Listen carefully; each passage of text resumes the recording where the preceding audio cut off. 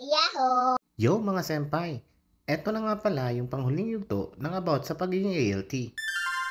Anong year or level ang tuturuan ng isang ALT? Kung ikaw ay under ng dispatch company na tulad ko, ay magdedepende yan sa company mo kung saan kanila i-assign. Pero basically, from nursery to senior high school, ang possible mong maging school assignment.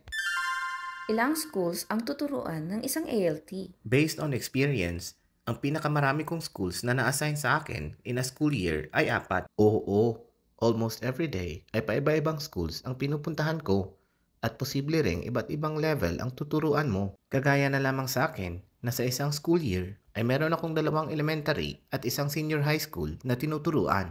Kaya dapat maging flexible ka talaga. Magtuturo ba ng English grammar? Hindi po. Again, based on experience, ang trabaho mo ay assistant language teacher. Usually, meron ka talagang partner na Japanese teacher in English. But some schools, especially elementary, ay walang Japanese teacher in English. Kaya ang homeroom teacher ang magiging partner mo. May mga instances din na ikaw lang talaga ang magtuturo. Ilang minuto magtuturo ang isang ALT? You will conduct a 45-minute lesson in each period and a maximum of 6 period lamang in a day. Sana nakatulong ito sa mga nangangarap maging ALT mga senpai. Maraming salamat. Hanggang sa muli. Bye-bye! Kanye!